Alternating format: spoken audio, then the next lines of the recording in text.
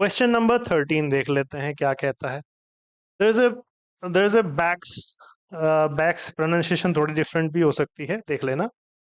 Violin concerto on the radio at 6 PM this evening. आज शाम को 6 बजे रेडियो पर बैक का वायलिन कंसर्टो होगा, है ना।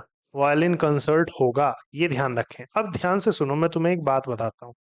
मान लो मैं कहता हूँ कि एक वर्ड है नितिन का दोस्त। तो नितिन का दोस्त अगर आपको लिखना है तो नितिन फ्रेंड लिखेंगे, है ना।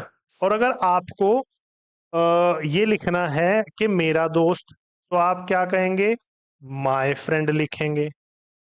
ध्यान से सुनना जो मैं समझाना चाहता हूं।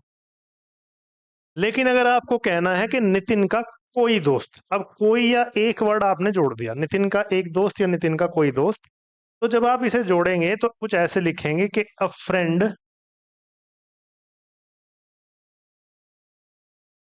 पहले तो था ये नितिन फ्रेंड, अब आपने कहा नितिन का कोई दोस्त, तो अ फ्रेंड ऑफ नितिन्स, ऐसे आप लिखेंगे। आपको ये पता है, ठीक है। इसके बाद अ फ्रेंड ऑफ नितिन्स आपने लिख दिया।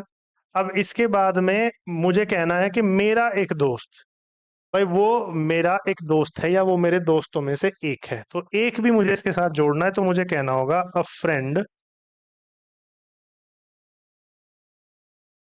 ऑफ माइन, है ना। पोजेसिव केस लगाया यहाँ पर, खाली मी नहीं लिखा, पोजेसिव केस लगाया, इसीलिए नितिन के साथ भी पोजेसिव केस लगाया, ध्यान रखना, ठीक है।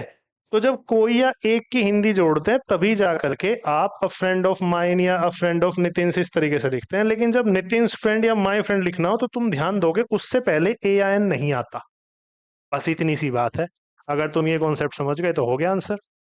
जब भी हम नितिन फ्रेंड या माई फ्रेंड लिखते हैं तो उससे पहले ए एन का फ्रेज नहीं आता। ऐसे ही जब आपने अपोस्ट्रोफी लगा रखा है नितिन की तरह से, तो यहाँ पर ए का कोई काम नहीं, इसीलिए आपका ए पार्ट में एरर हो जाएगा।